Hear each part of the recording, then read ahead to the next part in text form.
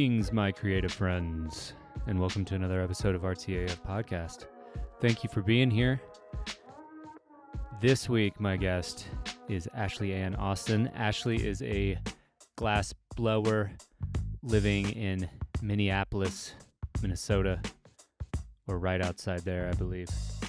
In this episode, we get into Ashley's backstory, how she serendipitously became a glass blower post-college during the recession around 2008-2010. We talk about Coogi sweaters, the fascination of Ashley's, and you can see the influence of Coogi in the way that she makes her glass art as well. If you're not familiar with Coogi sweaters, it's the one that Biggie Smalls wore while he was counting cash. Became an iconic fashion brand back in the 90s. We get into that a little bit. We get into self-care, what she thinks the most difficult aspect of blowing glass is, and a lot of other cool things in this one. It was nice to meet you, Ashley. Dig your work, and great talking to you on this one. No new patrons to announce this week, but if you would like to change that next week, please go to patreon.com/artsyaf podcast, where you will find ways that you can support 3 different tiers: $4, $8, $16. And as always, big shout outs to everybody still out there supporting me. I'm at about $150 per month, which is about 85% away from my goal of 1,000. But that's all right. I'm gonna keep chugging along. That's just enough to convince me to keep doing this. So if you'd like to hear me keep doing this, consider it. If not, you can share, you can tell your friends about it, you can like, review, subscribe on all platforms that you listen to podcasts on. And I think that's about it for the intro. Here's Ashley Ann Austin, aka AAA.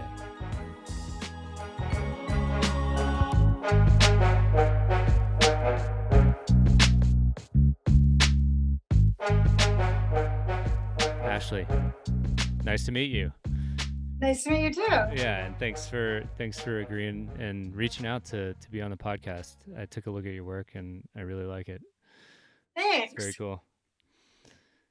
Likewise. Thank you.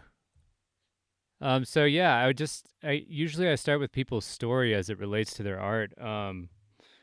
When was the first time that you remember like glass as an art form coming into your consciousness? Well, glass in general. My mom was a stained glass artist my whole life. Oh wow, okay. So I was born into that. Yeah. And she was doing that before I was born. And she would, she was a stay-at-home mom, but in order to do her art, she would have me go to daycare so she could have her art time, and then she would do like art fairs and stuff like that. And so I grew up just kind of going to all these art fairs and stuff. And I never even had it in my consciousness that I was going to do glass at all. Yeah. I went to college and, I was like, oh, artists don't make enough money. I'm going to get a real job. And so I studied architecture. And then when I graduated college, I studied architecture at first, and then I did a little bit of art, and then I ended up graduating with an anthropology degree, and then I graduated during the recession. Yeah, and I did too. I kind of just stumbled upon pipe making, because during the recession it was hard to find any work without any experience. Mm-hmm. So I had the stained glass experience, at least. And then I had my mom bought me and my sister a class in, I guess I was in probably 11th grade. Mm-hmm. My mom bought me and my sister a bead making class. Nice. A glass bead making class where you take a hothead torch, you put it on MAP gas, and you make little beads and stuff. Yeah. So we did that 4-hour class when I was in high school, and she was she's 4 years younger than me, so she must have been like 13, 14 years old. With all these like older women, like we were the youngest ones in the class.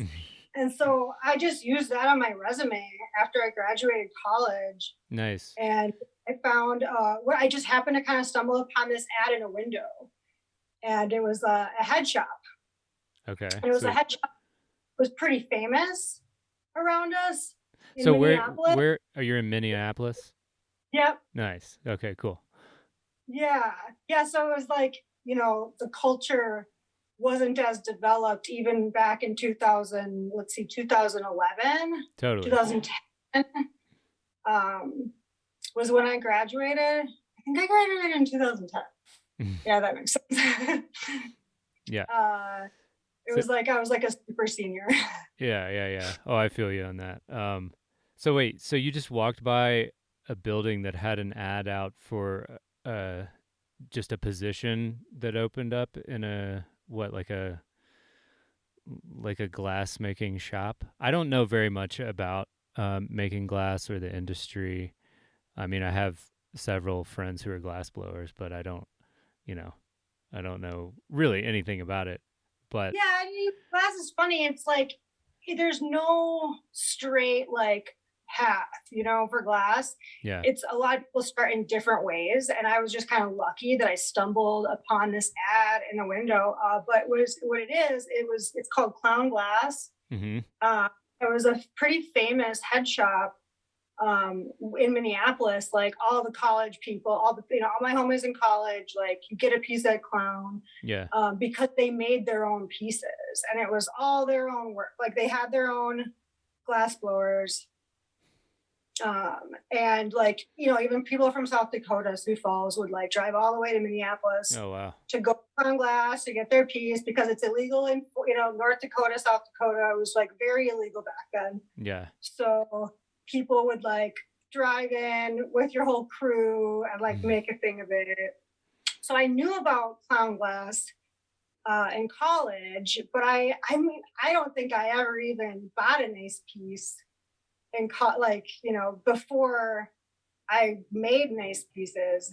So I didn't really know about the culture at all until I just like was like, oh, I actually qualify for this position, so I'm gonna give it a shot. Nice. So Yeah, like the class and like my mom's you know, experience with stained glass, and my dad actually is very handy, and they wanted people who could like work with tools and stuff. So I had experience working with tools and stuff. So I was able to like land that job, and I was like, this sounds way cooler than some other $12 an hour job that I could find for sure during the recession. Yeah. I went with Whole Foods right after college. That's legit too. Yeah. Like anything that would like align with my morals. I was like very anti like corporate America, anti-cubicle. Yeah, the thing about Whole Foods though is you're like, okay, sweet, organic food. This is before Amazon bought them, and like, you know, you're thinking like, yeah, this is a cool like job. But then you get there, and after about 3 months, I noticed that it's so corporate, even back then. Oh yeah, and for sure. And people are just like shoving each other off the ladder to try and get to the top, and it's all this middle management like talking shit about each other, and yeah, eventually I was like, I don't think this is for me. But yeah, your job sounds way cooler. Cutthroat though, like Yeah. it was a weird situation because it was during the recession, and so even the head shops were like struggling, you know. Mm-hmm. And then the Chinese market and then the Indian, like all the import market came into play. Mm-hmm. And so I only was working there at Clown for like a year and a half before they like couldn't afford us anymore. Damn. Yeah. But so during that time period, was that a pivotal? It must have been a pivotal moment to like in your decision to start blowing glass as a profession, right? Oh yeah, for sure. As soon as I like as soon as I basically was like started melting the glass, it was kind of like almost like I was accessing some sort of a past life thing. Yeah. Like it was just like clicked, and I knew like this is it. Nice. So did you have some you must have had like mentors, maybe not there, but at some point along the way, right? Um Again, I Yeah. like if I would have to have someone like over my shoulder being like, this is what you do. I mean, I'm sure there's other resources, with the internet, of course, that could maybe get you started. But if you're working in as kind of like a job, position for a head shop, there must have been someone there to help guide you in the process. Yeah, absolutely. It was really strict, actually, the way that we were trained. Uh-huh. Um, like we, the clown glass had been established for a good decade before I joined the team. And so they had learned that if you teach everybody every part of the process, then they can just go on and quit and then start their own studio. So they had figured out by the time I joined that you only let people do like a portion of the process. Yeah. So it's like assembly line type deal. And so I was the finisher. So I would like finish the pipe. So I couldn't even Ah. make I was like not allowed to make a pipe. I mean, I guess I could have if I wanted to, but I was really into making marbles, Mm-hmm. making like what my job I would get all these pipes in a row and I would like have to make all the spoons, decorate them, right? Like put horns and spikes Right. and like draw frogs on it, like draw little spiders, whatever. Mm-hmm. And then I would make the carb. And then in Minnesota, I'm sure we call it a carb now, but when I was young, we called it a choke. I've heard both for sure. Yeah, that's just like Minnesota lingo, I guess, or some people say that. It's like you choke the carb. Yeah. But then I would pop the carb and then I would like handle it off, take the handle off and which make the mouthpiece, put it in the kiln. And if I didn't make at least finish at least 60 pipes a day, I'd get fired. Holy shit. Yeah, so it was like very strict. And like if you made a horn on something, Mm-hmm. especially when you were first learning how to do it and they weren't like sure you were doing it properly, they would take the pipe that you decorated and bang it on the table. And if it broke, you had to redo it. And they would tell you like what you did wrong. And if it chipped the tip of it off, they're like, oh, it's too sharp. Don't make them this sharp. So it was very strict learning because at this place they were famous for being the head shop that would throw the pipe on the ground Okay, to yeah. prove like it's thick, it's strong. Yeah. So all the stuff that we made, it had to be durable enough to be thrown on the ground. Wow, so I guess that must have primed you, at least with the finishing part, um, to just be really efficient and really, I don't know what the word is, just building the pipes for durability, I Yeah, suppose. yeah. And learning the technique was definitely really helpful for me, especially because I only worked there for a year and a half. Mm-hmm. Uh, so it really taught me like, I could, by the time, the year and a half was over, I could take a piece of garbage looking spoon and make it look halfway decent and like make it look really cool. Mm-hmm. And it would be worth more Right. than if it was just like a regular spoon with like a couple like magnifiers on it or something. Yeah. So like the finishing part was actually more important, or, like they always told me it was the more creative part because Mm-hmm. we had to take if I got like 20 spoons in a row, I had to make every single spoon different. Interesting. That's cool. Yeah.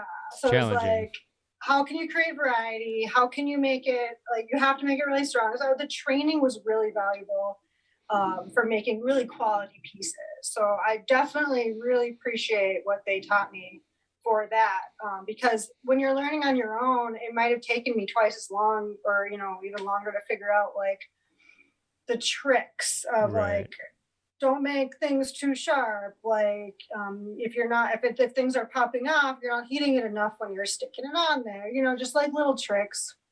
Mm-hmm. So I think that the training that they gave me definitely made me advance a lot faster by the time I was, you know, um, done working there.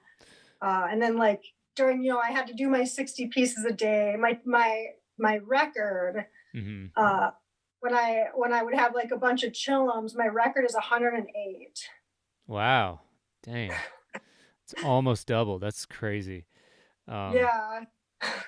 So, okay, so they have to lay everybody off, at least in the production line, right? And by the way, is Clown Glass still around, or? It is still around. It has different owners. So it's like, you know, it's still in the same spot in uptown Minneapolis, but it's different owners and they just buy people's work from all over. Oh, okay, but they cool. still have a lot of local stuff. And I guarantee there's some like old people who used to work at Clown. They might have work in there, you know. But I guess everyone that I worked with, there's only one person that I know of that is still blowing glass independently now, and that's Matt A. Okay, nice. So you knew him back when you were working there in 2011? Yeah, and he started before me, and he was actually like, if you know, backing up to your mentor question, he was really influential. He got me into like the forums online and looking at like the bigger, headier glass artists who were out on the West Coast and stuff like that. The marble makers who were putting their stuff on these forums, these independent workers. And like, I literally, before I started working at Clown, I had no idea that it was even a thing. That's like, awesome. I thought all glass came from like some factory that people were just like working sweatshop style. And because that's all I saw. Right. Literally all I saw. And I knew Clown, like they were making their own thing. So that was like, to me, that was like the highest end glass I ever saw up to that point. Nice. So he showed me like this whole internet world of really amazing glass artists. And during my lunch breaks, I would try to like attempt different marbles and stuff. Oh, nice. Or like I would stay after work and, you know, like stay late and like eat dinner there and like just like work. And they just let you use the torches and stuff like that? Yeah, just like here and there, you know, just to like keep the morale up, really. Because if I was just like decorating, they knew that my personality, like I needed that. No one else, like Matt would do that sometimes, but I don't remember anybody else doing that. Actually, there was this one girl, Lauren, when she started after me, she would stay after and like try to make stuff too. But it was more rare. Everyone was like, get the fuck out, you know, like they weren't like me and Matt were like lifers. Like we turned on the torch and we knew like this is it. Hell yeah. So okay, so after a year and a half at being at Clown Glass, you guys all get let go. Did you have a setup of your own that you could go back to and keep practicing or keep making glass with? No, actually, what did I do for a while? I actually sold rocks for a while. Landscaping materials I sold for a while. I was so like it was kind of a gradual layoff of everybody. When I started, there was like 14 or 15 of us. And by the time I was like quitting, they only had me working 1 day a week. And they were only paying us like once a month. And it was me and like 2 other guys, like doing everything. What were you doing in the meantime to like supplement your income? Did you have another job, or were you what was that? Yeah, so I was able to hold on to the job I had in college. I was a nanny. Okay, nice. And that actually paid me better. Right. I was gonna say like what Clown could pay me, but it wasn't a full-time thing. It wasn't going to give me any career like advancement, you know.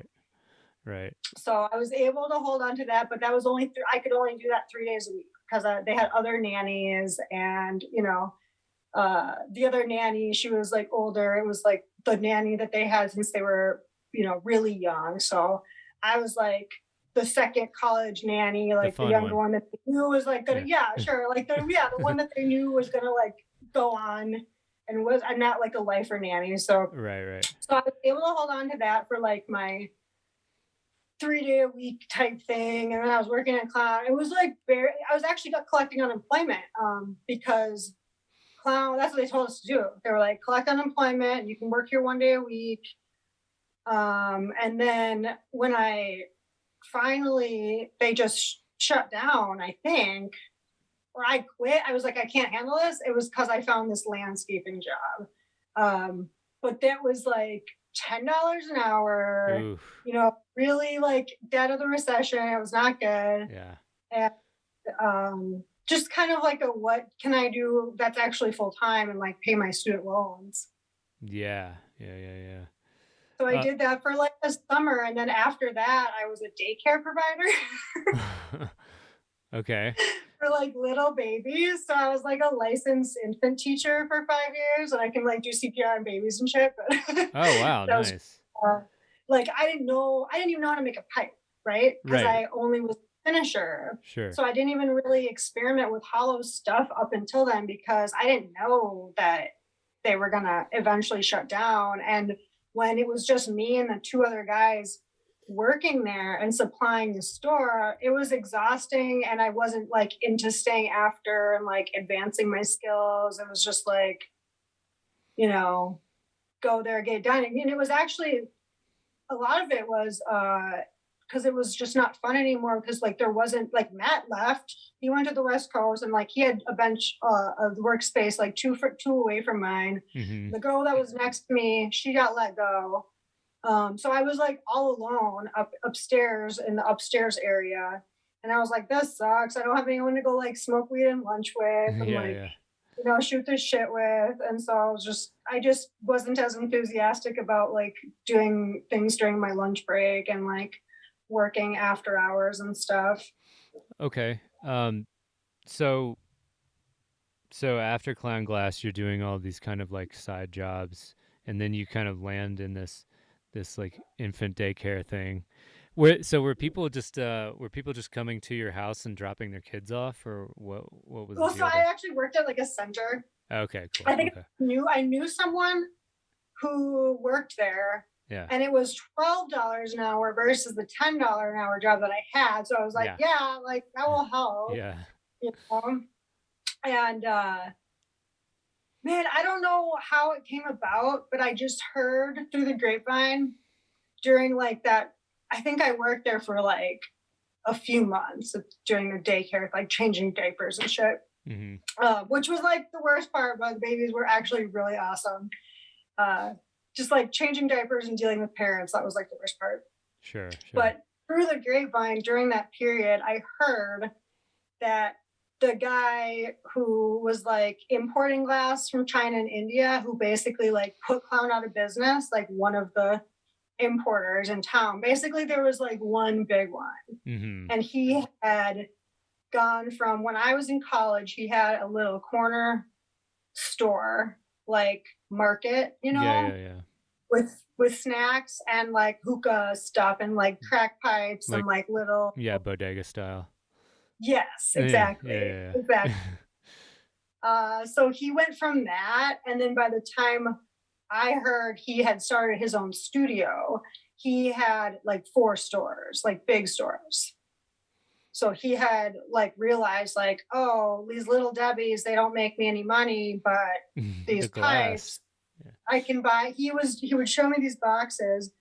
He could buy a box like this big, to the like really huge box full of pipes, like not even bubble wrap, just like shoved in this box. He's like, I bought this whole box for $5. And like half of them are just shattered, or what? Yeah, they weren't. It was like, That's crazy. some of them, but they were like, you could tell these people were not smokers. Yeah. Like they're horrible pipes. But he would sell them for $20, $10. Like you're making a killing. Right. If you're buying like 100 spoons for $5, and like, who knows if he was like really exaggerating how much he was paying for him, but I believe it. Like, but yeah, still, you sell one or two pipes, and you've either like, quadrupled your money or made your money back. And it doesn't even matter if a few of them are broken in there. Right. It's like, of course. he's still gonna make what he needs off of it. So I heard that guy, and it was kind of like, if you can't beat him, join him. Sure. Kind of a mindset. Yeah, like absolutely. This guy is the reason Clone went out of business, but he didn't have his own studio then. And then he realized, because the recession was kind of waning, and he realized people really wanted American glass. But he didn't want to pay American prices. So he's like, oh, I'm going to start my own studio. And then I won't have to pay, they won't have to buy their own studio space or the supplies or the tools. So I will be able to undercut their prices, right? Yeah. So I was like, well, I could go back to school and get my graduate degree, but I still had student loans. I was like, I don't know, glass was really it for me. It was I was very much more motivated to try to continue a glass career than to try to be what was I going to do? Be a teacher. My original plan was to go back to architecture school, and the recession really killed a lot of architect jobs. Yeah, I was going to say, by the way, I roomed with 3 or 4 architecture students in college, and they were just always fucking working. Always working. Yeah. But they were the best. They worked hard, they partied hard, best buds back then. And yeah, I did 2 years. I did 2 years of architecture school, and then I took a class. This woman, my professor, it was an architecture class, but she had a background in anthropology, and then she went and got her master's or doctorate in architecture. And she was like, it really is a good idea to diversify. For sure. Because you need your master's in architecture anyway. And so if you get your undergrad in architecture, you're kind of stuck. And so my idea was anthropology was really good, base. I mean, you can go to medical anthropology, biological anthropology, cultural. You can do, cultural resource management. You can do a lot of different things. You can, go to architecture school. So it was just to me, it seemed like a really smart idea. Yeah. So I ended up graduating in anthropology, and I studied abroad. It was so much more fun than architecture school would have been. Right. And I got a way better GPA than I probably would have gotten. Totally. Okay, so we're getting to the part of your story where you're kind of teaming up with the guy who is getting, $5 boxes of 100 pipes. Yeah. So he started his own studio, and you went over there and started working there. Is that what happened? Yeah. Okay. So I had friends who worked at his store in college, and so I kind of knew about this guy. They worked at his head shop, or had worked for him for a few days, and then decided he was a sexist pig, and we're that sucked. So I was like, I think I could get a job there. I'll just make myself look cute and put on some makeup and see if they'll hire me. I had no idea how to make a pipe. So I was like, this might be, might be a shot. So I call him up. I'm like, I heard you got a studio. And he's like, yeah, we'll come in for an interview. So I get there, and he's like, can you make a pipe?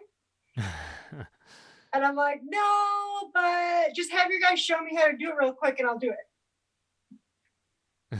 So that's what he did. This guy, Jay, showed me how to make a inside out pinchy.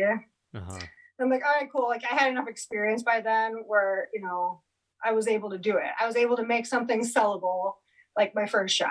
Nice. So he was like, yes, you're hired. Awesome. So at that point I was the 5th person hired, at his new studio. And I worked there for a year and a half, which is funny. Another year and a half. Little thing I did there, and by the time I was done, there was 14 or 15 of them. So it was the exact opposite of what happened at class. Yeah. So at this point, had you invested into a torch or studio space or anything like that? No, I had nothing. That was what was so cool. I was living in an apartment. Nice. So it was pretty awesome to be able to just like show up, learn a bunch of shit. And it was cool because this guy had no idea that you shouldn't teach everybody every part of the process, like Right. pounding. I was like, I really knew I had an exit strategy. Yeah. You know, Yeah. I was like, I'm gonna learn I'm gonna like build my skills and then I'm gonna dip out. And that's what I did. Nice. So I learned how to make a lot of different pipes. I learned how to sandblast, electroform, like use the wet saws. I can use this Herbert Arnold crack-off machine, which is like a really obscure machine that you have in like scientific studios. I learned how to use a lathe and just had endless supplies and endless freedom basically. And we could show up. They were open from 8 in the morning till 8 at night, and they were open Saturdays.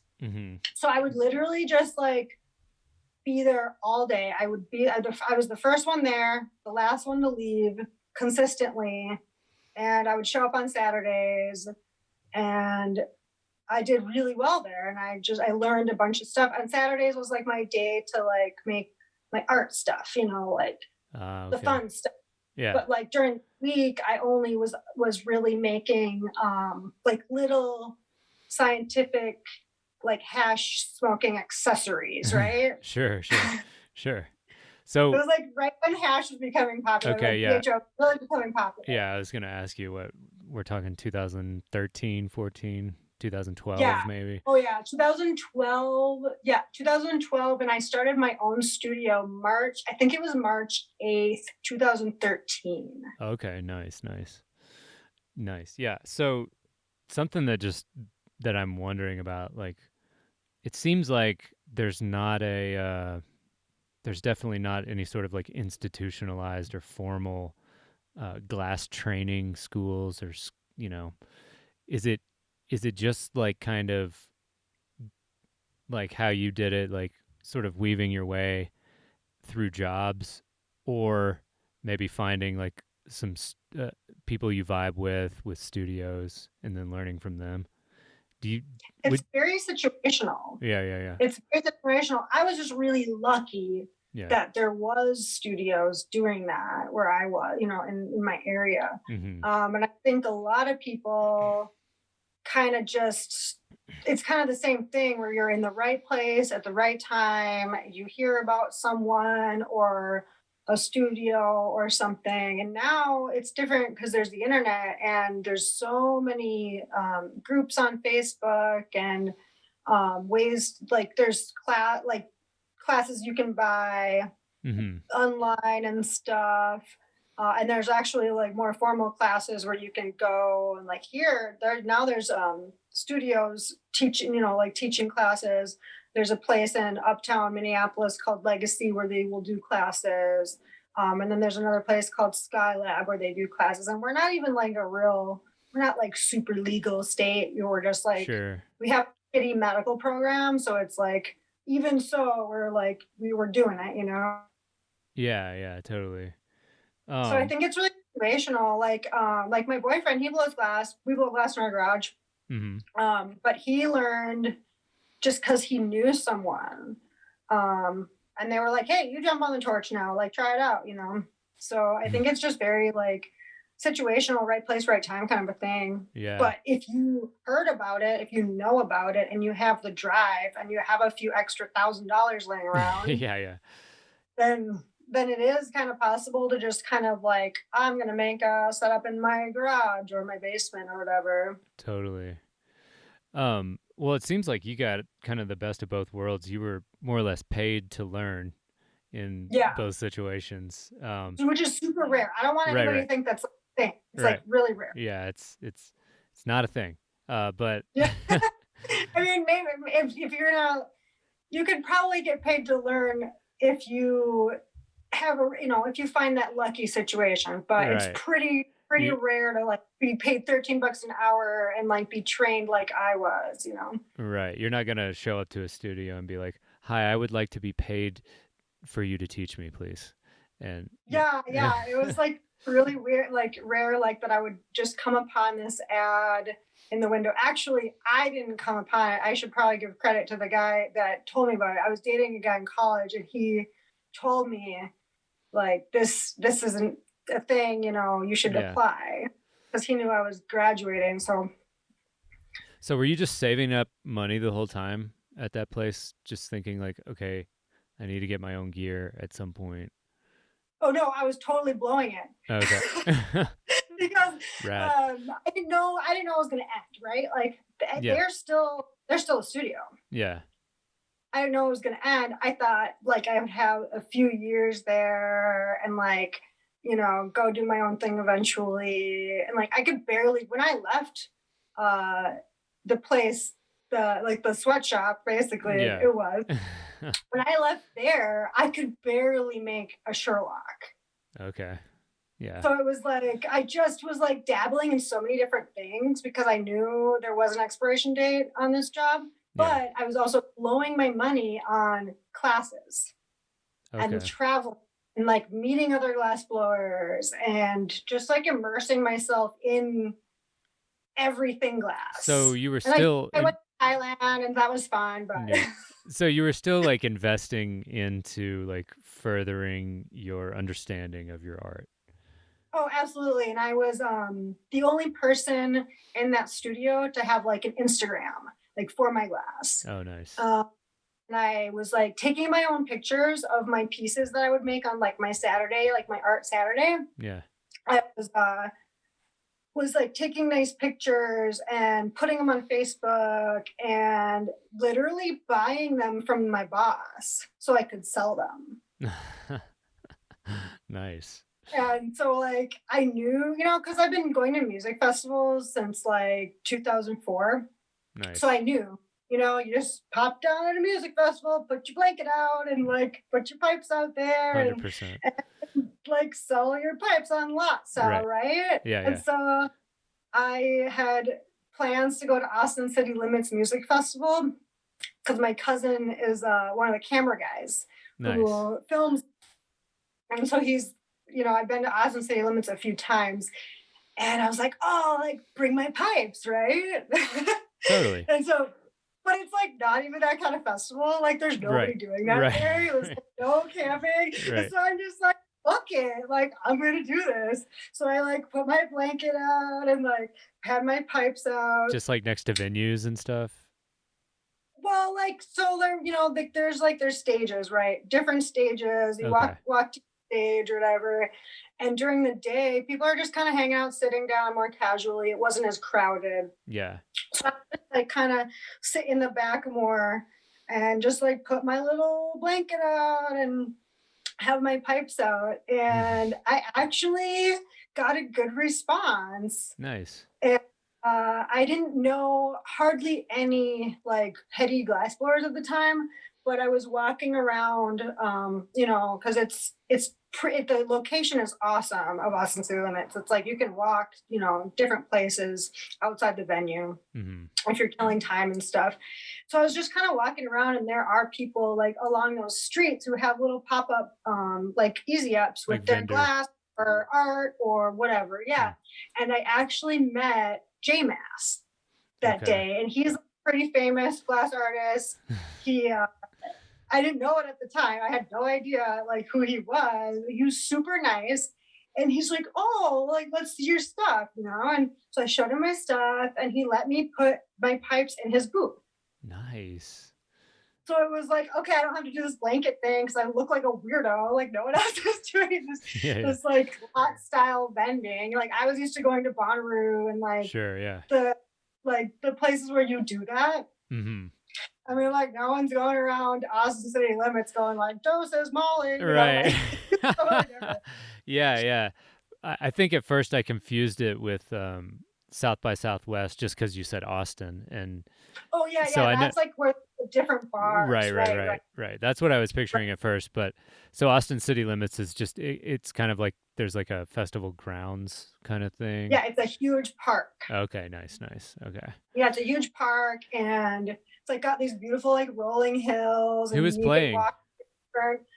Oh man, I've been there like 3 times just because of my cousin or whatever. But Yeah. I know Flaming Lips were playing, Father John Misty. I think the Eagles headline, Nice. Okay. Yeah. which was hilarious. Yeah. Yeah. Fish play. It was just like Okay. Sweet. super hodgepodge. God, who else? What's the weirdo? I can't think of it right now. Like the weirdo with the weird haircut.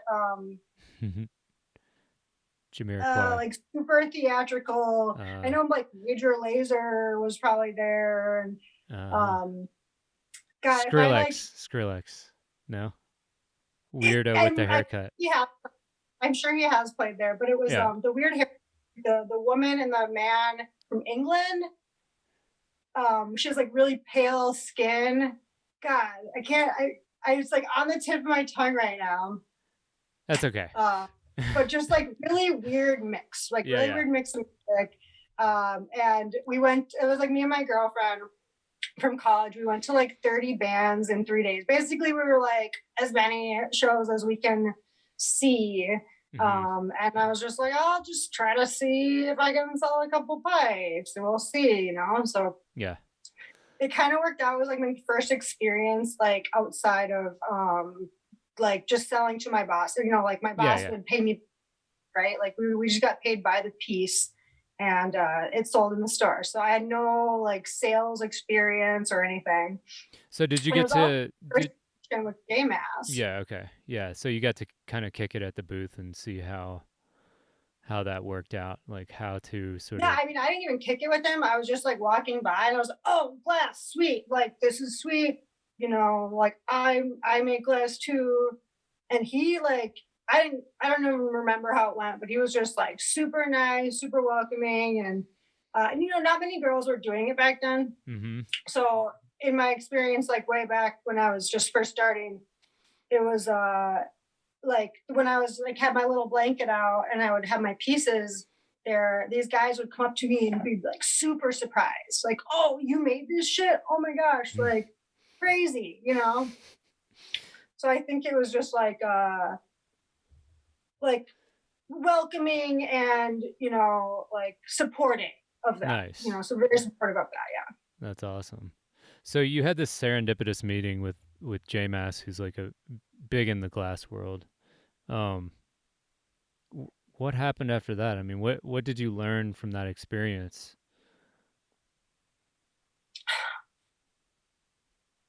I think it just gave me motivation, Mhm. because he was, I could tell he had been doing it for a long time. His class was really nice. And I think it just showed me like how awesome the community really is. The community is, there are a lot of people in the community. It shouldn't be like a blanket statement, but I've had really good luck, meeting people who are very supportive, very welcoming. And so it was just really refreshing because what I came from was very cutthroat, like clown glass, Yeah, and yeah. it was like sweatshoppy, very cutthroat. Like at Clown, we weren't allowed to like talk to each other or share information because they didn't want us to like team up and like go start our own business. So it was like weird, like stressful situation. And then going from that to the other shop. I mean, it was like just me and a bunch of guys, and they had no idea Heady Glass existed outside of like what they were doing. They weren't on the internet or anything like that. So just like stepping outside of like my work situation, it just showed me like how awesome and welcoming the community actually is. Like it was a good first encounter. Nice. So what happens between that time and where you are now? Like living with your boyfriend and you guys have a garage studio with all your own gear, I'm assuming. Yeah, so after I worked at the second place for a year and a half, I had, during that time, I went to Thailand and had some fun because my friend was like, teaching English over there. But my other traveling experiences were more glass oriented. I went to Denver and I took a class, like a pipe making class. I couldn't even make I don't even think I could make a Sherlock at that time. I was just making like little scientific accessories on this little lathe. It was like a little lathe that came from a submarine, and they would make light bulbs for too. So I was like using this little lathe to make like domes. Remember domes? Yeah. That's like tight. domes, and little adapters and accessories and stuff. And so I was on the internet. I was on Instagram, and I knew that Joe P and Elbow. I'm sure you've heard of them. Yeah. I know them. So I don't know them, but I know of them. Right, you know them, right? Yeah. So I knew that they were teaching a class in Denver, and it happened to be on my birthday. Oh, cool. So I went down there and I took the class, but it wasn't like now you can take classes and even like blow glass during these classes, but it was just like you're watching, they're like showing you their process. Yeah. Kind of a class. So I was, investing in things like that. And I had ordered a magazine called Glassline Magazine. So I was like they have tutorials and articles and stuff. And so I had been investing in that way. So when I quit that place, the reason I quit, it was just like becoming more corporate style. Like they got a manager, and the manager realized I was making too much money, and he cut my pay in half. Damn. Yeah, even though I was making more pieces than anybody in the whole place, and like producing more and making more money than anybody in the whole place, he was like, oh no, $3 per piece, that's too much. So I just like saw that it was not, it was expiring faster than I realized it was going to. Yeah. So another just situation where I was just really lucky to be in the right place at the right time. I had these friends who had a studio, and I don't know. I'm just gonna like put this out there because it's like not even, I don't think it's gonna matter much anymore because everything's pretty like decriminalized around here. Yeah. But like they needed somebody on the lease of their studio. Right? Yeah. Okay, so I was like the person who like had the lease, right? Yeah. They're like, you can rent this studio. We'll buy you. They got me oxygen tank. They like helped me out. I had enough money and like also credit. I have good credit, and so I was just like, I'm just gonna do this, like figure it out. And so they had a friend who was the lease guy, and he was a glassblower, but he had a horrible heroin addiction. Ooh, yeah. And he wasn't like returning their investment, right? Sure. And they could see that he was just like spinning his wheels and like not really producing any glass. And the glass he was producing was just like garbage. And so they're like, all right, well, he kind of dipped out, and there was a bench and the exhaust system, and he left a bunch of glass. And I bought a little kiln, a little tiny like bead making kiln. Yeah. And I think I borrowed some money. No, actually, I had a CD account. So my car got totaled a few years earlier. And instead of buying a brand new car, I just took that money and I put some of it away in a CD account. And my CD account, it like came to terms, or whatever it's called, as I needed a torch. Awesome. So it was like perfect timing. I just like found my friends who were like, yeah, like you can just slip into this spot. He's not working out. You can like have the lease or whatever. And they were just doing some shady shit. And eventually I was like, oh, I can pay for this studio myself. I don't need you guys helping me anymore. Right. But that they would just like pay me, like I would pay the rent to the lease people, or like to the studio people, but they would just like pay me in weed. And then I'd have to sell that weed and like make the, so it's like a whole thing. Yeah, but that got really taxing because that takes time. Yeah, and definitely. People coming over all the time. And so I was like, oh, eventually, like I gotta phase that out. Yeah. So I Yeah. phased that out, but I would like go to music festivals and put myself out there and just like kind of just do the guerrilla style vending Sure. Yeah. at these music festivals. Before anybody knew who I was. Mm-hmm. And like all these guys at this music festivals that I would go to, they would like have these gun cases, right? Like full of glass. Right. And they would always get taken away. Oh, they by security or whoever. Yeah. Yeah. They're like, oh, gee, I wonder what's in your gun case, right? Yeah. And so I'm like this little girl, and I'm like, oh, I had a picnic basket. Ah. Instead of a gun Excellent. case. So I had like this like double-decker picnic basket. I customized it with like fur inside, and I would just like hide my pieces under there while I was going through security and like have all my costumes. They never suspected a female Love it. was like hiding, was like carrying around glass. Yeah. So it was perfect. Love it. I love stories like that where it's like just inventive ways to get around,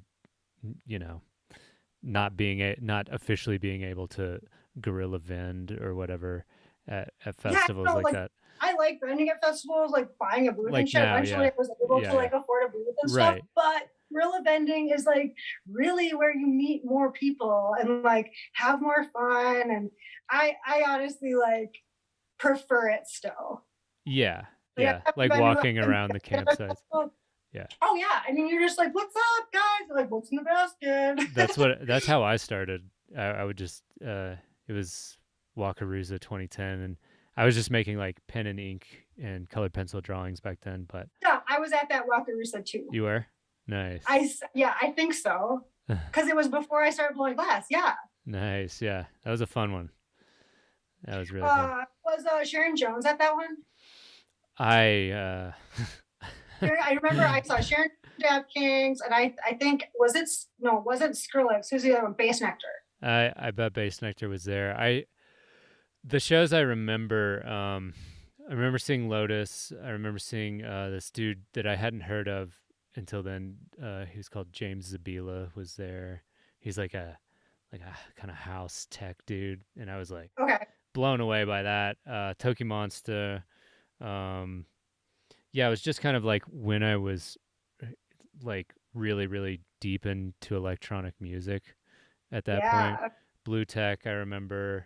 Oh, I love Blue Tech. Favorite. Yeah, absolute like all-time legend. Yeah, I got, that was 11 years ago, and I was a younger man, and I got pretty high most of the time there, so I don't remember like a whole lot of it, but it was like a seminal experience for me in terms of like, let's see if these random prints sell, and they did. So I like met one of my still good friends there who was live painting, and I showed him my art, and he was like, hey, cool, man, keep it up, so it was like kind of the same thing with you, where it was like a little bit different, but it was like this confidence booster, to just a little nudge. It's not, people aren't like cutthroat and competitive. Right. They're more like encouraging and mm-hmm. Yeah. I think when you encourage other younger artists, you actually get this kind of like roundabout benefit of keeping you accountable with your own work, so that it doesn't like start maybe slacking off or something. And for me, it's been like motivational to watch guys and girls younger than me come up and get better and better, and I'm like, oh man, I gotta stay on top of my shit, because like they're getting really good too. And I mean, and it's kind of like there's always this dichotomy conversation about, is it cooperation or competition, and I think it's like a little bit of both, like you can have I think it's friendly competition for sure. I like it's not a negative competition. Right. Yeah. It makes everyone better. Absolutely, 100%. But yeah, thanks for relaying that story. That's like, that's like subtle advice to younger artists out there who might be trying to get a foothold in the festival and music community. Uh, Yeah, a lot of festivals aren't even that expensive. And now, when I was first starting, they didn't have roaming vending. And mhm. now a lot of people have roaming vending, which is like you can do that. You can do the Right. guerrilla style thing and you won't get your shit taken. Yeah. Yeah. So like that wasn't even an option when I was doing it. And they realized, oh, instead of taking everyone's shit, we could just like have them pay $50 or Yeah. whatever, $100, whatever. When I first started out, I think was 2013 when I started going to festivals like to sell my own work that I made in my own studio. Mhm. Uh, yeah, it was like 2013, and it wasn't that long ago, but things have changed since then. Like the Oh types yeah. of music that were there. I mean, I saw Tipper like I think like 200 people were there, like Yeah. in Yeah. Yeah. Wisconsin. It was awesome. Yeah. Yeah. I remember going to some early Tipper shows as well. Um, yeah, it's been crazy, like to see the evolution of this community. It's pretty cool, actually. It's kind of you know, I don't know. I guess it's becoming more and more like accepted as a way of life. Where as maybe like you said, went to your first festival in 2004. I went to my first festival 2003. I was it Bonnaroo because that was my first. Hmm. Yeah. Yeah, So yeah, yeah. so like I didn't even know like music festivals. Like I'm from a really small town, yeah. so and like uh when I was in high school, my parents were divorced, and so I had to take care of my family, my brother and sister, and so I Hmm. didn't really have much of a social life. So I was working at this pizza place, and some guy's like, "Do you want to go to this music festival?" And I'm like, "Yeah, I love music." I didn't know any of the bands, like Yeah. literally, like none of them. That Yeah. whole experience was a discovery experience for me. Oh yeah. Definitely. Yeah. Um, Yeah, and then you leave Bonnaroo and you're like, why do I have to go home? Like this is it. Like this you is how want to people should be living. Yeah, you want to join the circus after your first festival, you know? Oh, absolutely, You're like, absolutely. And I, like actually, that was actually my first like selling at a festival experience because I was like the chick in high school who made hemp necklaces and bracelets and stuff. nice, nice, nice. Because my mom had taught me. She'd been doing it since like the 60s or 70s, Hmm. and she had her little like how to make all these hemp things, and so I was just like, I mean, I lived on 40 acres in the country, so there wasn't really many like That's cool. things I could do really close. Yeah, So I was like the girl who was like decking everyone out in the hemp stuff. nice, nice. So yeah, I want to pivot a little bit. I think are we up to the present with your story? I kind of lost Yeah, the thread. I mean, I just kind of like was doing the whole thing in my own that studio with those guys. I eventually like was able to pay for it myself, Right. and then shortly after that, I met my boyfriend, and he started working with me in my studio. He's from Madison, Hmm. Wisconsin. Hmm. Um, like we were doing the long distance thing for like a little bit, but then he eventually moved and started working into my studio and moved into my apartment. But I knew that wasn't, it was like my little like bachelorette pad, you know what I mean? It was Right. like, Yeah. yeah, not really like our place. Hmm. And one day on a whim, he was looking at bicycle parts or something on Craigslist, but came across a house for rent. Nice. And I like really wanted to have a garden. I had like had this in my head, like eventually I want to grow my own food and stuff. And it just happened a lot faster than I thought it was going to happen. He found this like ad on Craigslist. I'm like, I'm going to call. I'm going to call and see what's up. And we were able to get this house, and they let us build a studio in the shed. Oh, awesome. And Nice. then that was the house before this house. We had that little shed studio, and then the owner sold that house, and so we had to find a new place. Luckily, we found this place we're at now, and the landlord gave me like a really long lease. I was like, can I have a 5-year lease? Because I don't want that to happen again, where I was like, Right. the Yeah. guy's Yeah. like, do you want to buy the house? I'm like, yeah, but no. Hmm. Just like not the house for us. And so now we're here, and Are you in Minneapolis? yeah, Yeah. Minneapolis. Yeah. I've been here for about 18 years. Oh, okay, nice. Awesome. Yeah, besides like my little study abroad stint in Argentina, but Sweet. So I was browsing through your Instagram and I noticed that you're really into it's Coogi, right? Or yes. yeah, Coogi, not Coogi. Um yeah, Coogi sweaters. For people that don't know, and by people that don't know, I mean me, like could you break down the history for us on that? Like it's very interesting to me. I read like one of your posts which was super cool. If you have something off the top that you could give to us, and then like maybe how it's influenced the way that you make glass or think about making glass, I'd be Sure. interested to hear it. Sure. So, I mean, I've always really loved hip hop, Hmm. um, and all kinds of music, but hip hop is kind of like what made Coogi famous, I Sure. guess, like Biggie Smalls and the famous like money image. That's how And I then know he's it from. Yeah. exactly. So like the that image is really popular. And then there's another image where he's like in front of the World Trade Center towers, and he's in a different Coogi sweater.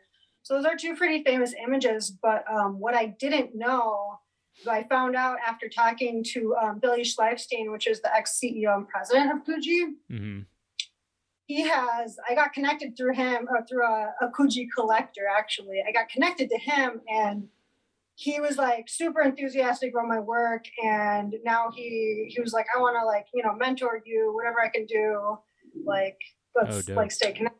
So I actually learned a lot about the history from him, because before I started doing it, well, right when I started doing it, I really couldn't find very much online. Mm-hmm.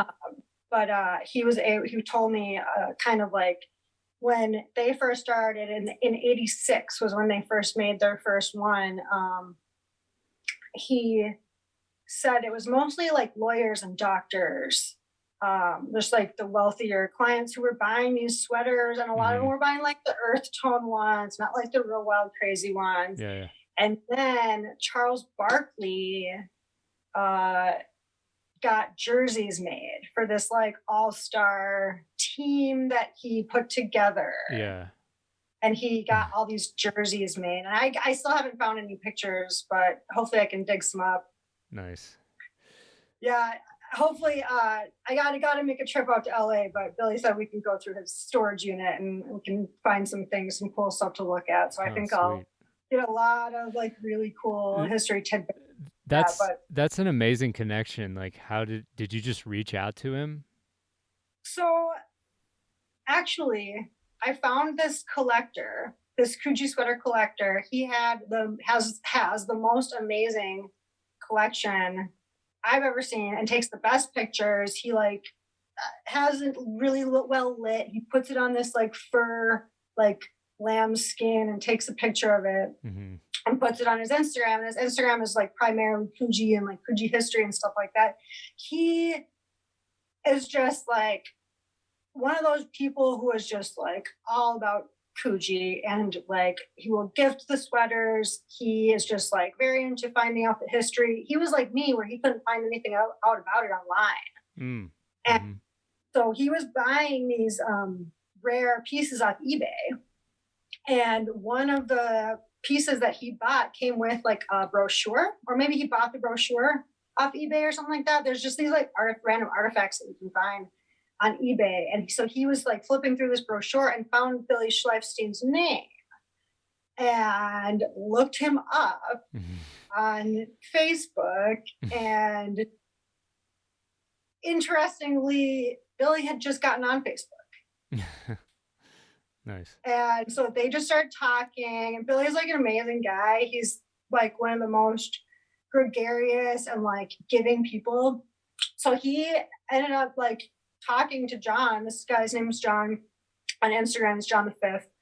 But he just started talking to John, and John showed him my stuff. Oh, cool. And Nice.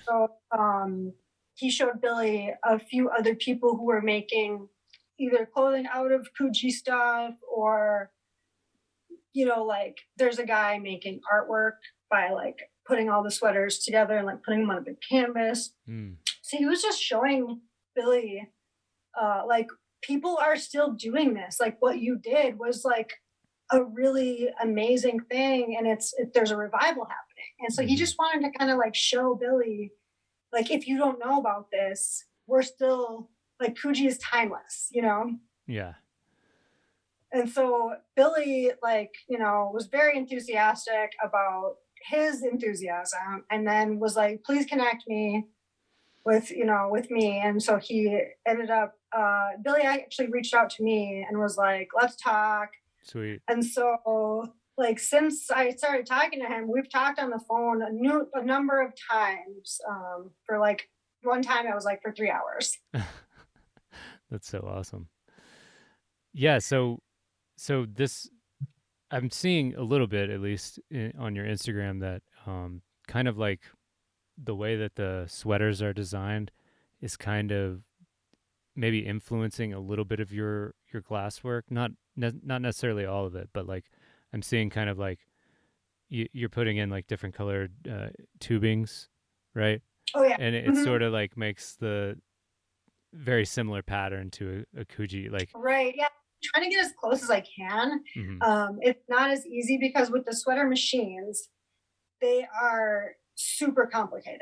Like the machines that they were using, and finding more about the process, Coogi was actually, what they were doing was revolutionary in the knit world. It was bringing art and translating these actual art pieces into the sweaters using these computer programs and machines. And this was in the 80s. So this was like revolution. Absolutely. For what they were.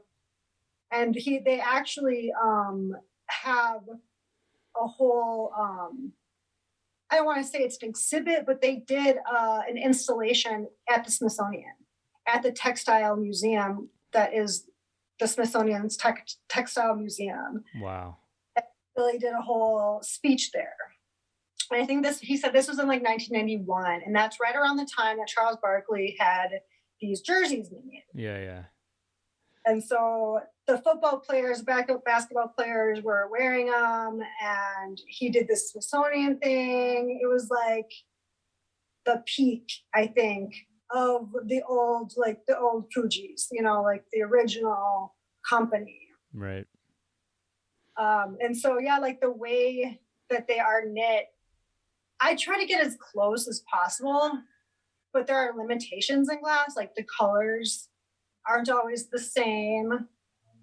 And I can do a little bit here and there with like mixing my own colors and like doing layers and things like to make my own color. But there are just certain colors that I can't achieve, or like that don't work in the process, because when I'm layering stuff that it's like really deep in there, there's some glasses that don't react well to being like really deep encased like that, because all glass is made with different metals. And so these metals cool at different times. And so if you get certain metals in there that cool slower than the top ones or vice versa, you're going to get cracking and stuff. So it's been a lot of trial and error to like figure out which colors work, and like what colors I make and how to make them. And things like that. But I'm trying to get, like the essence as much as possible of like the Coogi sweater. And like, for me, that's kind of what I was kind of searching for that when I started doing it. I was sort of searching for something that I could do that was recognizable, but that I would never get bored with. Yeah. Because I like get bored really easy. Sure. Yeah. It seems like the Coogi sweaters are, I mean, they're all unique, right? Each one is completely unique. Well, so Billy was explaining to me that it's called a knit down. So they would knit like a huge like piece of fabric, right? The design would be like a huge piece of fabric. And the bigger the design was, the less similarities you'll get in the sweaters. Okay. Because they just take from the same piece of fabric, basically. Right, exactly. And so he said that there are some that has a shorter repeat design. And then those ones you can sometimes you can find identical sweaters, which is like really rare. But I have two identical. Actually, did I get rid of one?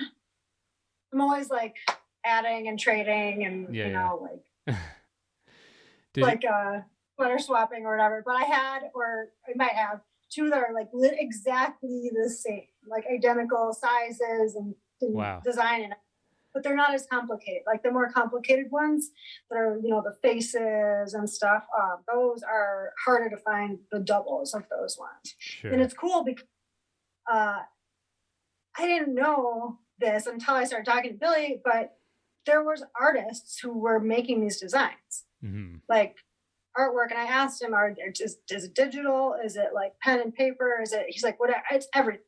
Yeah. Everything.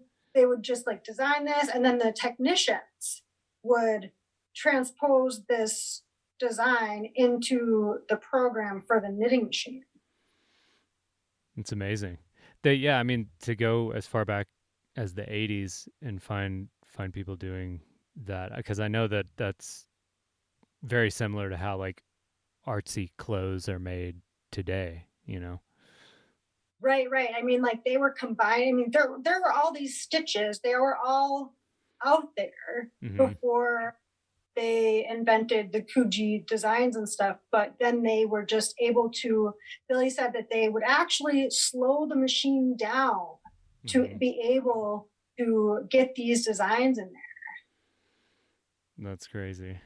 So he was saying that they would it's like kind of like an aftermarket race car, right? Like you're tuning it and tweaking it so that you can do what you want with it. And so it's really amazing. And I actually got to see one of these machines. Like he said that I think there was a Korean machine and then there was a German machine. And I got to see one of the German machines in action.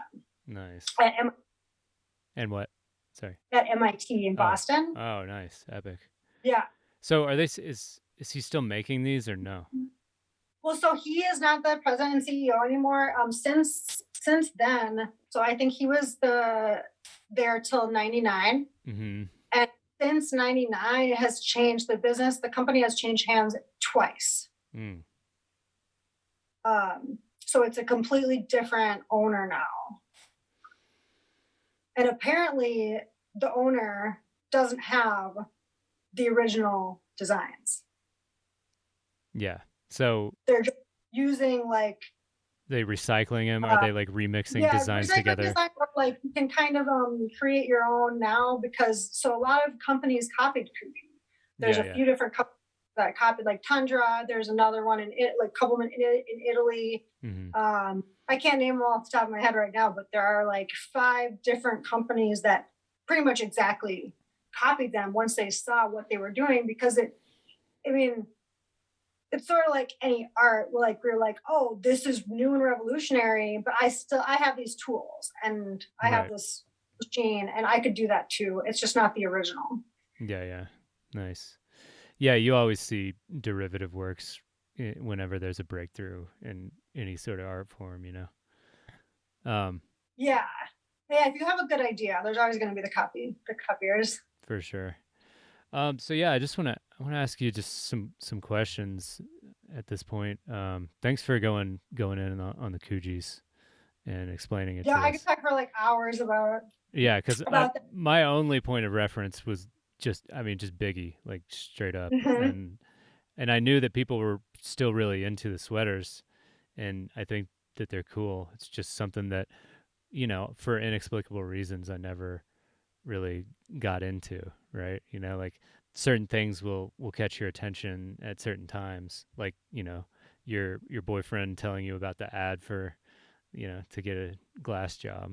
But anyway, that's all to say that let's move on to some different questions here. One that I have is, how has working with glass, like your art form, changed you over time? It definitely I think it's made me a better person, because when you're running a one-person show Yeah. and communicating with people, selling your stuff, it's taught me to be more patient. Glass in general has taught me to be more patient, and it's taught me to not be so attached to things because sometimes things break Yeah. Yeah. Yeah. and you kind of have to be really detached. I mean, paintings like that too, because sometimes you have to just like completely paint over an entire piece Totally. Yeah. and you hate it. And like, I don't know, it's like, I feel like it's very Zen. Yeah.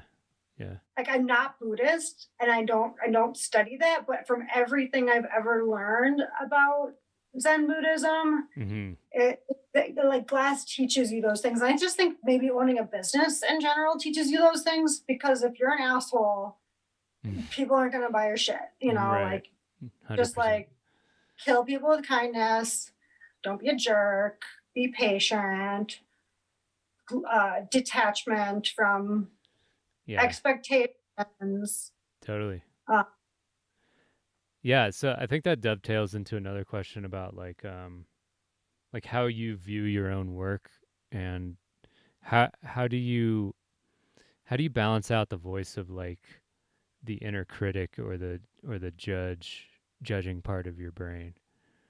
What do you do with that?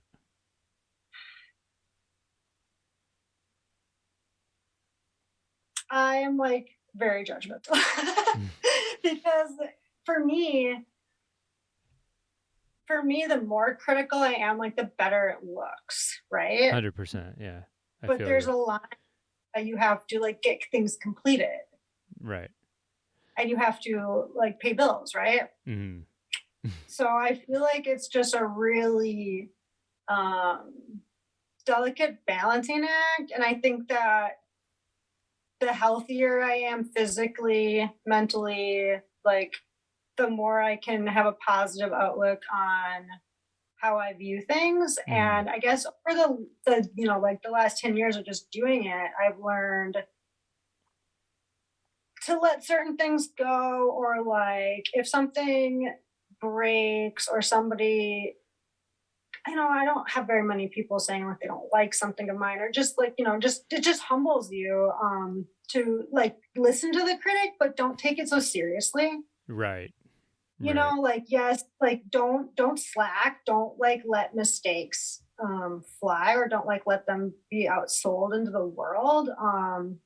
But and every artist is different.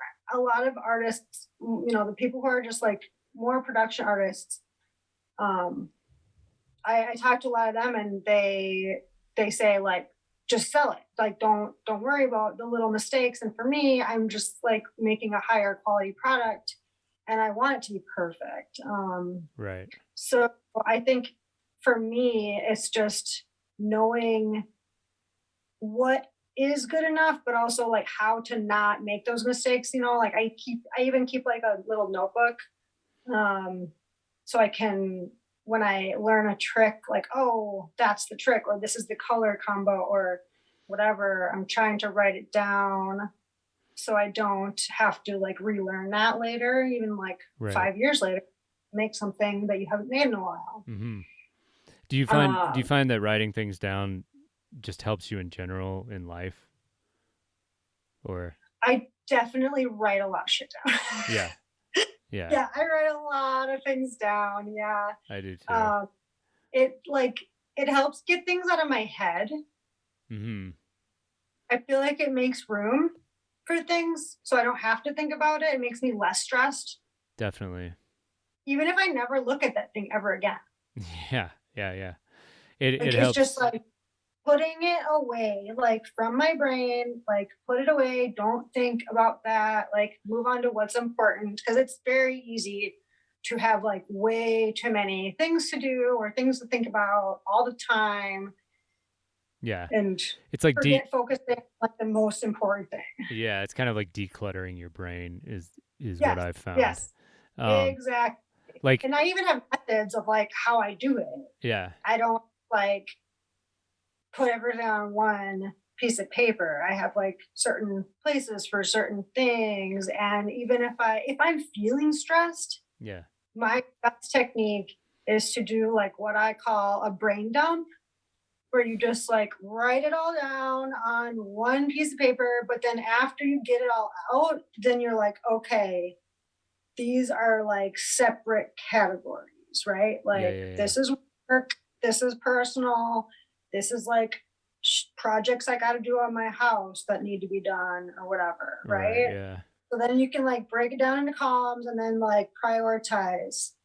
For me, like I use a planner a little bit, but like for me, it's like when I'm feeling really overwhelmed and stressed out, I'm like, oh, I haven't done a brain dump in a while.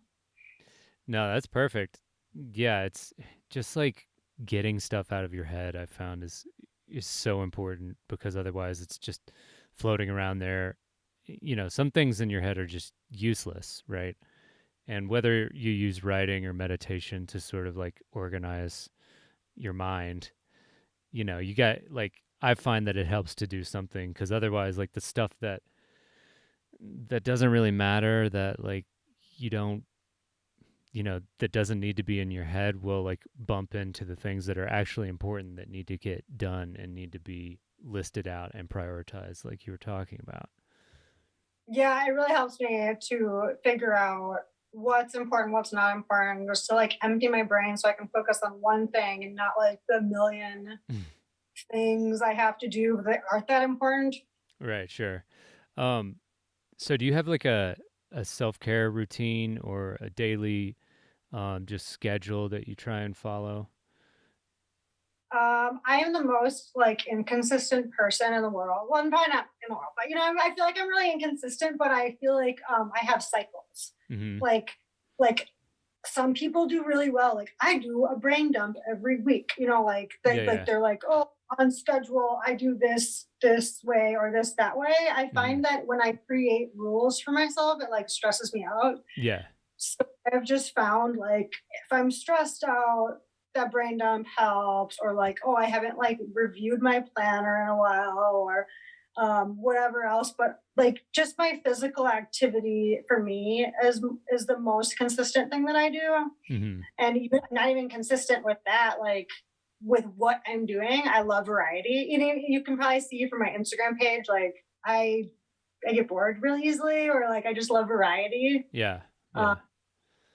so I have like a number of workouts that I go to. Mhm. Like I do a program called GMB, and they're like, "How often do you want to do this program?" And they like, "Do you like pick your days?" I like never do it on the days I said I'm gonna do it. I'm Mhm. like, what do I feel like? As long as I like am getting it in, Yeah. I feel good.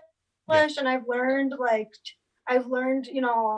over the years that that's just how I work, and I do better when I don't stress over like Monday, Wednesdays, or leg days or whatever, Right, right, right, right. Yeah, yeah, that's sort of how I exercise as well. I'm just like, oh man, it's been a while. I think I should swing the kettlebell around or like go on a run or Yeah. whatever. Yeah, But or like I did if I was like, oh, I haven't done cardio in a while, like I'll do, like do that. Or like I like to use yoga as a way to check into like what is sore, mhm. what is tight. You know what I mean? Like if I was gonna go to a yoga class at a place every day, it might not address the things that I need, Mhm. because there's like different tightnesses, or like, different parts of my body that I need to work that day. I can't really stay rigid. Yeah, totally.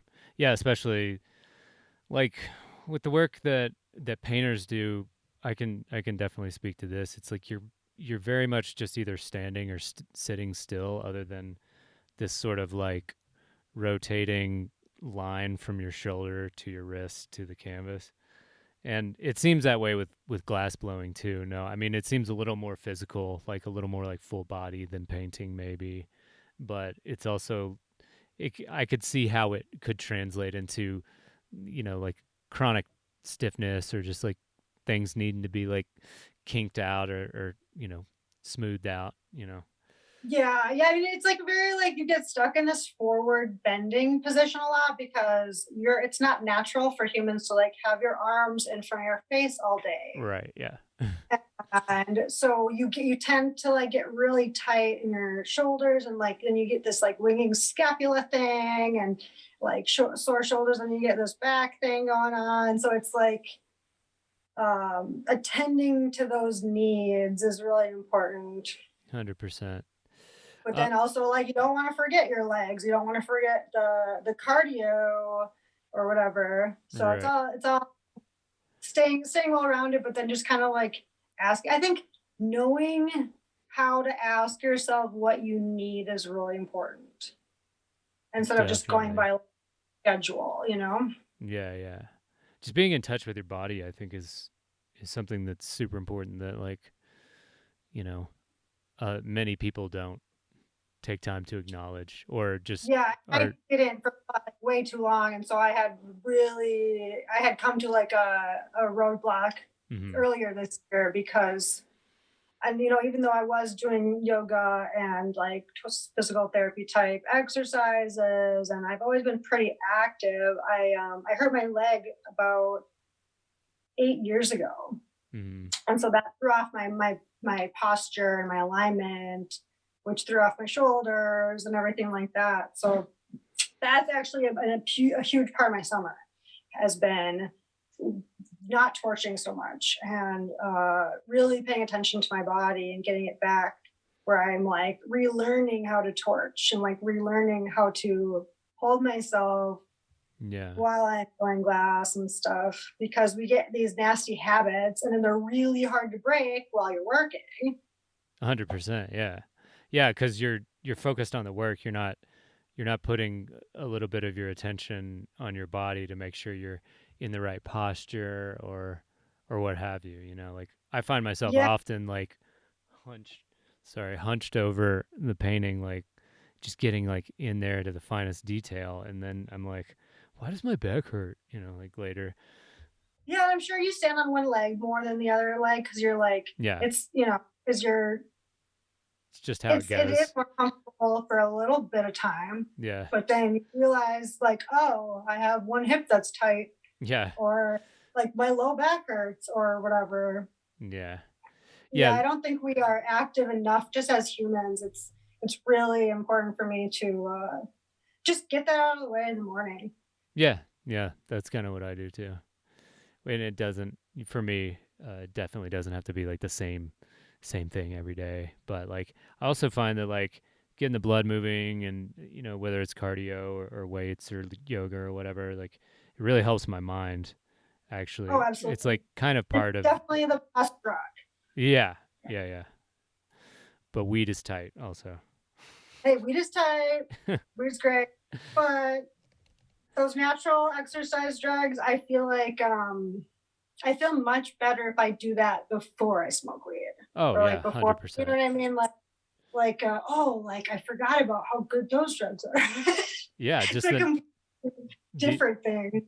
yeah, the endorphins and the dopamine, that. Yeah, and like oh, my pain's loosened up, and like because there inflammation is a depressant, Yeah, totally.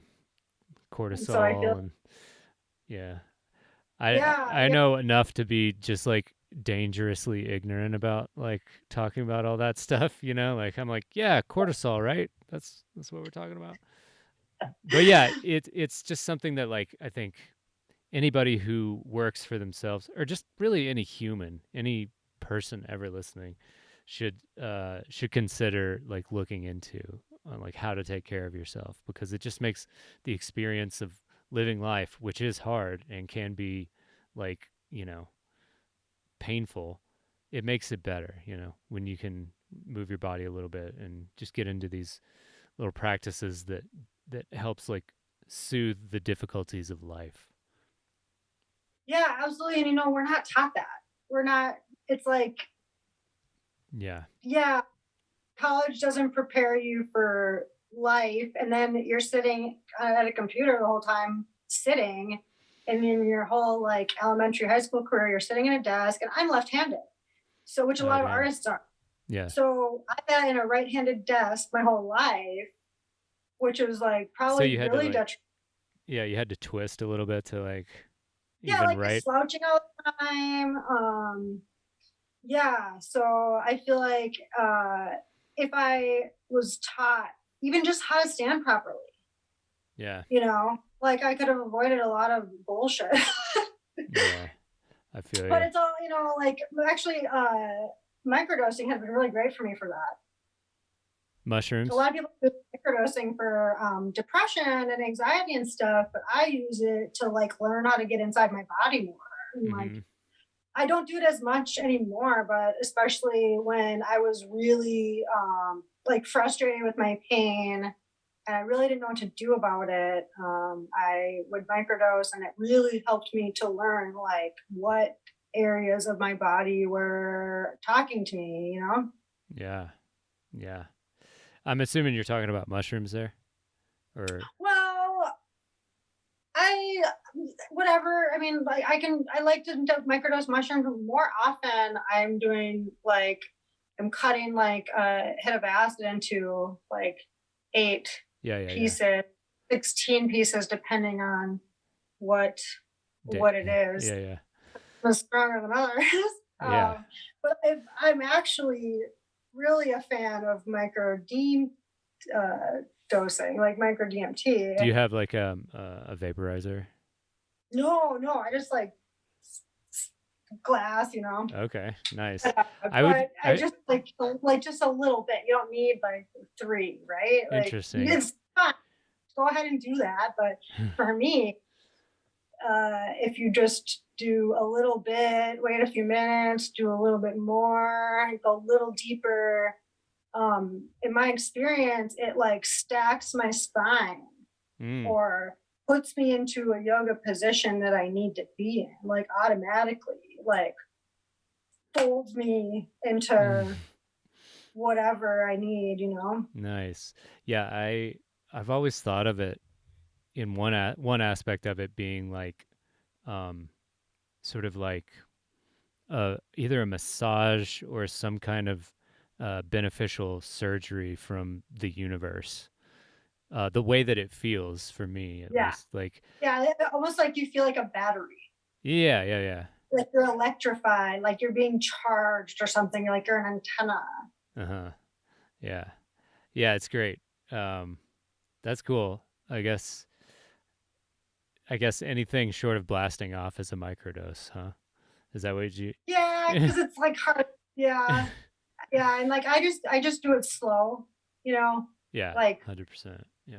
I, instead of like is that tough? trying to do it all at once. Have you ever like accidentally been like, okay, I'm gonna microdose, but then like you're in the adjacent dimension or whatever on accident? Well, and if that happens, it's not so bad because it Right. doesn't last that long. And you're like, look, you're just like, oh, I'm on the floor. That's what I needed. It's like, I think it tells you what you need. I think it just like as I'm doing it, Mm-hmm. like one time it just like all of it started on fire. I'm like, I guess I'm going deeper today. You know what I mean? Like Yeah. sometimes it just is like, this is what you need right now. Nice. Nice. And I didn't, it's a businessman's trip. You can come back to real life. And I mean, I've even done it with friends who got on a plane an hour later and went Mm-hmm. back to Paris.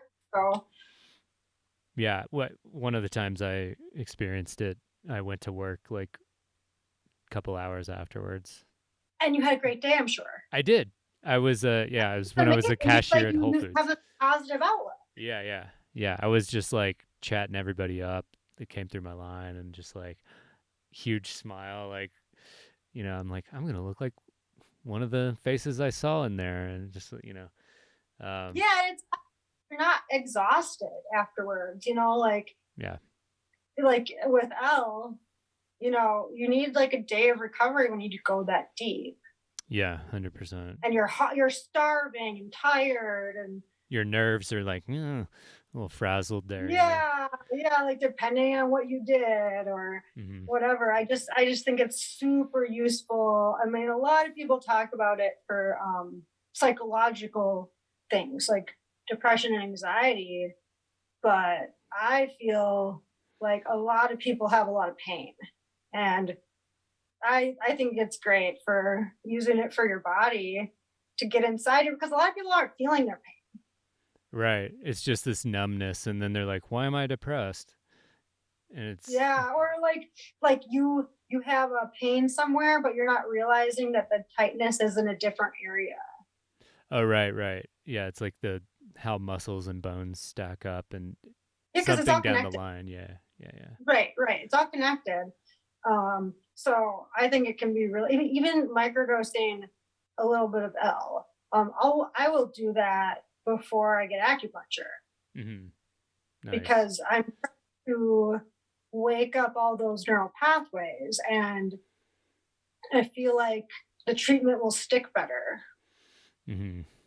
if I'm like creating these new roads to take. You know what I mean? Yeah, And yeah, like yeah. waking different pathways. Like, we don't want to be stuck in the old way. Like, let's get a new That's way of smart. being. And my acupuncturist is awesome. She does house calls and she is like all about it. I was like, oh, I forgot to microdose today. She's like, oh, whatever, do it next time. Nice. So that's really cool. And I think that, like we were talking about how we don't have a routine, but we just like try to feel Mm-hmm. what we need or whatever. And I think that, speaking about variety, I think variety is really helpful for creativity, I do too. because you're creating new neural pathways. And so I think that that's why a lot of artists have a hard time sticking to routines and things like that.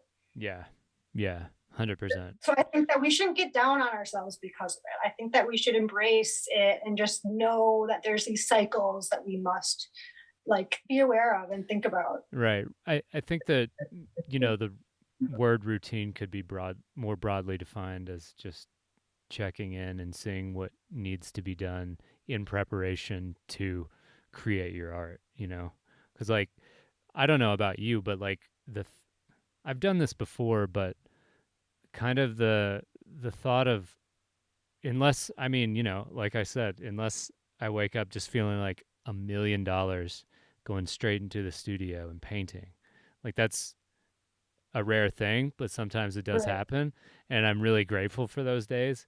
But usually it takes some like warming up and stretching and breathing, or whatever it is, to sort of get my brain and body in the optimal state for like focused attention. Uh, Yeah, I am the same exact way.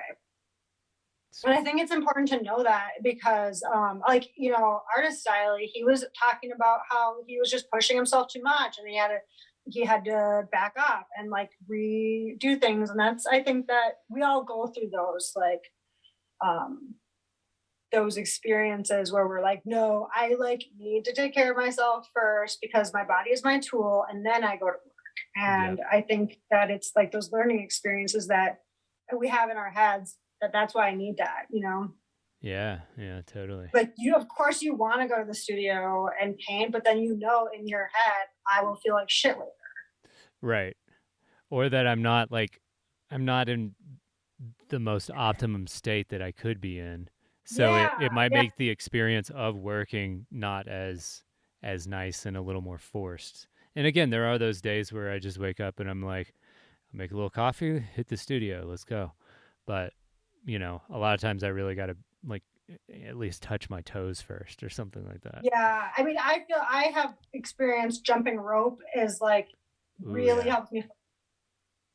Like, if I jump rope for even like 15 minutes, because that's a long time for That's jumping cardio. rope. That's like pretty heavy cardio. Like you're, Yeah, I mean, I'm not like I take breaks and I yeah, stretch yeah. and things like that.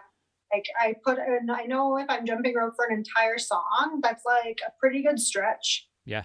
And like do a strength workout or like thing, and then I go back to the jump rope or whatever. But that's like, to me, it puts me in this really like focused zone, and I feel like, I mean, weed does that to a certain extent, but it's like you have to keep reloading, right? Mm-hmm. Yeah. Yeah. And Yeah. like jumping rope, like I could probably get away with like no weed, but if I'm just jumping rope in the morning Yeah. and Yeah. you know focus because of like the brain drugs or whatever it's doing. And my chiropractor, that I had, she has since passed away, but she told me that anything you do with both sides of your body is waking up both sides of your brain. And so that's why I think it's really important. Yeah. Like walking, hiking, jumping rope, just working out and doing something with both sides of your body at the same time. Yeah. We got a dog.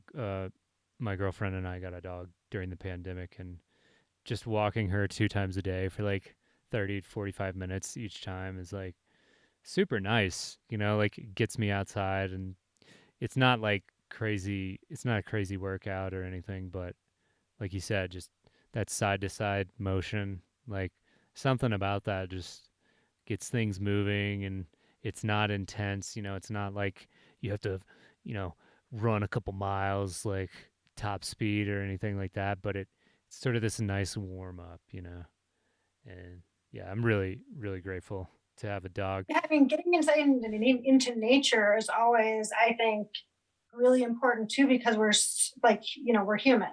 Yeah. Our natural environment is outside, not inside. Yeah. And when you paint, it's really hard to paint with the sun glaring in your eyes and your paint's drying too fast, and it's not really leaves flying in your paint or whatever. It's not as easy to be in nature. So I think you need to create that brain balance. Yeah. Well, it's been great talking with you. I mean, we've already done almost an hour and 40 minutes.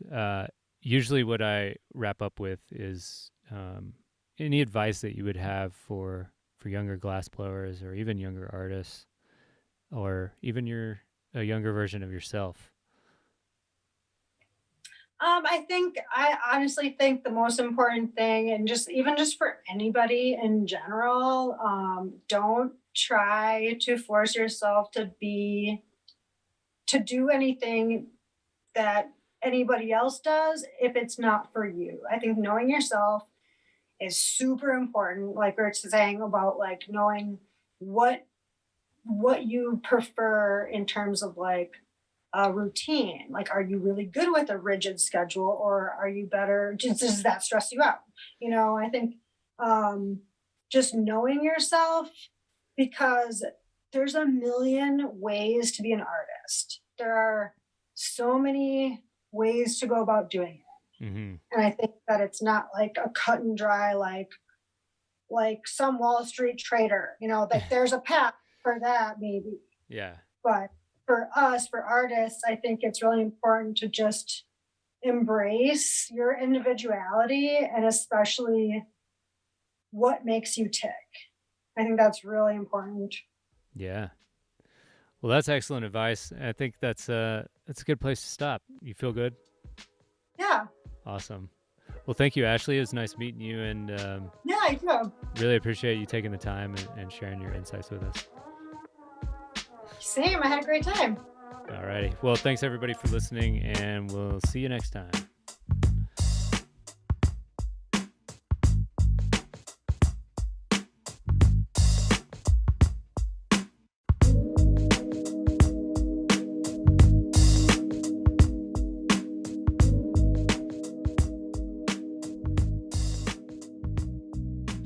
Thank you again for listening to another episode of Artsy AF Podcast. If you are interested in supporting the Patreon, that address is patreon.com/RTAF Podcast. And I want to thank all my patrons. You guys keep this engine running. I couldn't do it without you. Go over there and check out the tiers I have available. It includes video, guest suggestions, patron-only posts, and some merchandise. Thank you again for listening. Please rate, review, subscribe. Do all those little things that help get Artsy AF into the consciousness of more and more people. Shout.